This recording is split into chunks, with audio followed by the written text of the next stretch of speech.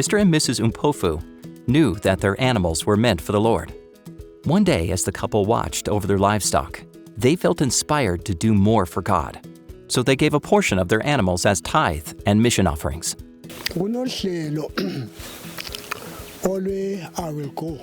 What moved us as husband and wife to not just give our tithe, but also a bull as offering, is the current GC strategic plan of I Will Go. That challenged us very much because the Bible says everything belongs to God and we are just His stewards. We're following the scriptures that there's great blessings in giving, and that touched our hearts so much because the Lord has been so good to us.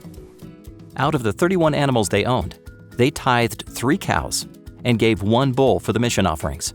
This gesture not only encouraged the visiting church elders who collected the animals, but it caught the attention of neighboring church members as well. Several others have pledged to contribute more to the mission offerings because of Mr. and Mrs. Umpofu's example. The mission offerings make a huge difference around the world and can make the greatest impact when given faithfully and regularly.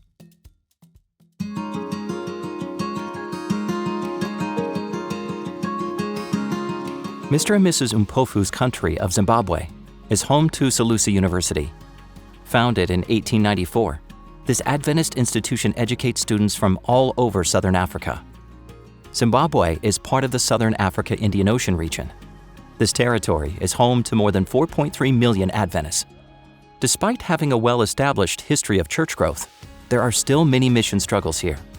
Your mission offerings help spread a message of hope in some of the most challenging areas, like the growing cities.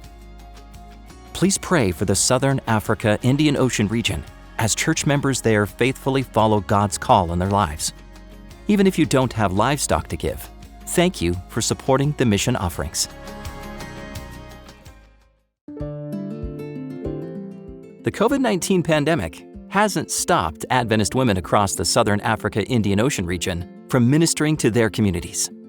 Since the lockdown, women from churches across Madagascar have been involved in outreach to the most vulnerable. To help stop the spread of COVID-19, a group of women came together to sew hundreds of masks to be distributed. They also donated warm clothes to get families through winter. Healthy food can be hard to access, so every week, Adventists visit remote villages to provide hot meals to the less fortunate and vulnerable children. More than 400 children have benefited from this. In addition to sharing meals, the Women's Ministries Department has been able to broadcast workshops and special programs, including a week of prayer.